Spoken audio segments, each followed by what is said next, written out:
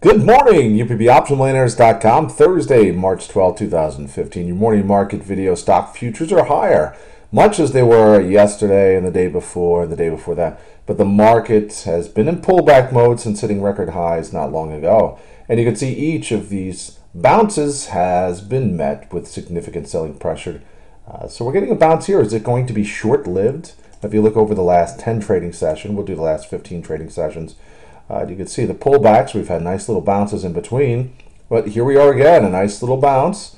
Are we going to pull back significantly from here, or have we found a meaningful bottom for the stock market to build upon? And we'll go into some charts on some of the other ETFs, but another thing to watch is the US dollar. I talked about this last night in my market recap, that if we see the dollar start to cool off a little bit, relax and stop its really rapid ascent, I think that would be good for the market here, because we're seeing a lot of talk about the US dollar and how the US dollar strength will affect economic growth going forward. So it's good to see it take a little bit of a break here. Are we going to fill that gap to the downside and come back to about the 97 level? It's quite possible here. We're seeing also bonds bid. Quantitative easing started this week over in the Eurozone. The ECB is buying back their own debt. And you can look here, the bonds are seeing a nice little bump here in the US 30-year bond. Futures are a lot stronger, almost up 0.75% here this morning. That should also lift TLT, the 20-year bond. Treasury ETF, one of the easiest ways to play for a rally or a decline in bonds. You can see the spike up to 128.42. That's actually, if you go back to October, that's that out of nowhere bond flash crash, or the inverted flash crash.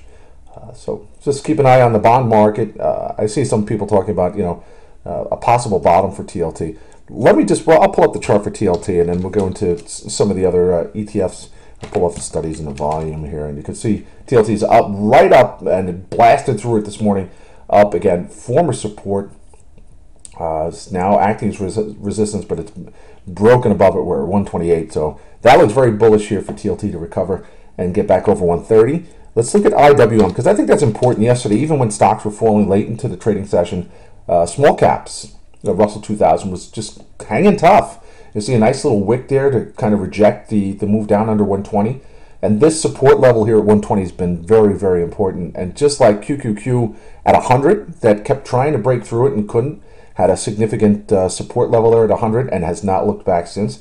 Same thing here with Russell 2000, the 120 level. Looks like support, former resistance, could not break through it previously in the past, and now come up to it after breaking through it. It's acting as really strong support. And yesterday, you look at the action, it came down briefly below it on two occasions, and each time really significant rallies to the upside, and had not looked back. This morning, it's up over it's almost at 122, so a really strong rally off the 120 level.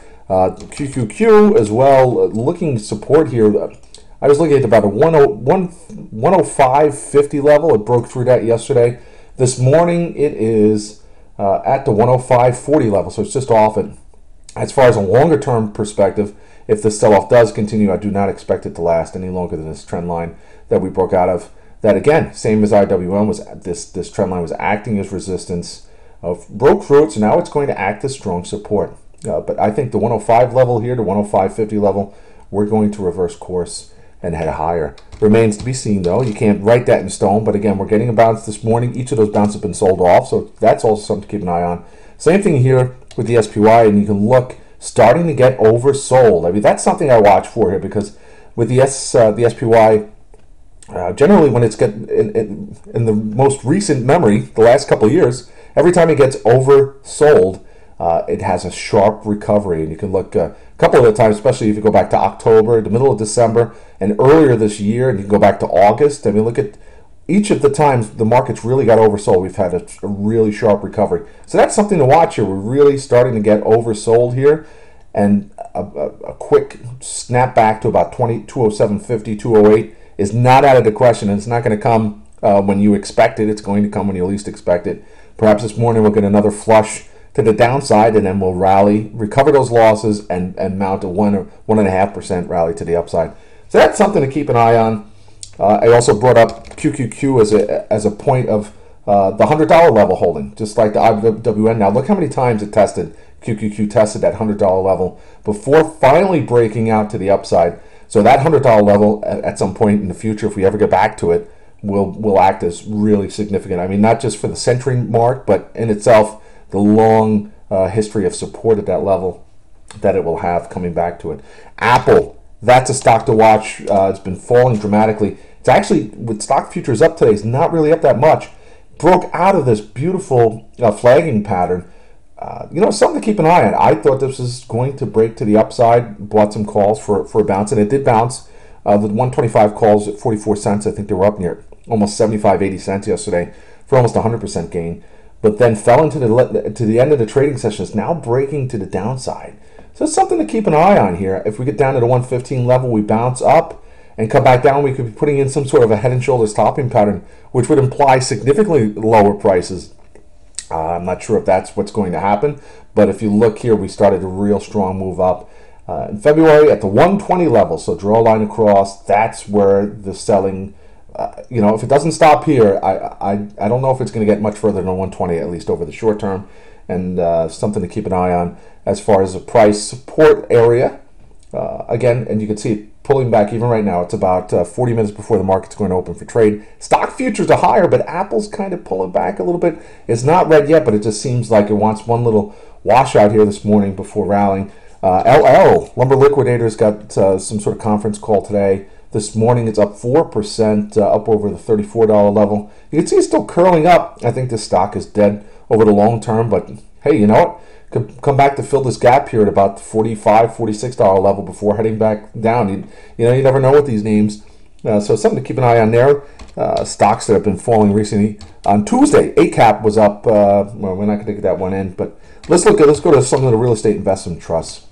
Simon Property Group, to me, still looks weak to the downside. You can see this was Friday's jobs report. The interest rates started to rally on Friday, and that helped to push down a real estate investment trust. But I said Simon Property Group would go to 180 when it was up in the 190s, and here we are at 180. I do see continued downside, but you also have to look, just like talking about with the S&P 500, we're really oversold here.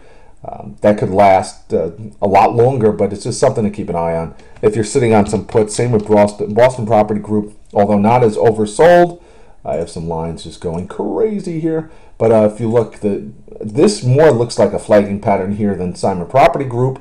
And I have the 125 puts, so I'm looking for continued downside. This looks a little more of a healthy pullback.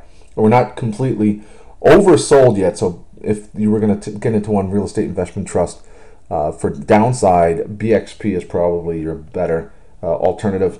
Crude oil continues to fall. Goldman Sachs out yesterday talking about continued weakness. And you know what? Here we are. I mean, we had that nice bounce, and it seems we're just melting lower, and it looks like we're going to fade and break down below the lows that we saw earlier this year, and gas prices are going to drop, and that's going to help the consumers. At some point, it won't, because they'll all be losing their jobs, at least the ones in the oil industry, and then that'll spread everywhere else. But for now, it's all fun. Everybody using that extra money to go to, Olive Garden and Red Lobster or wherever else they like to eat.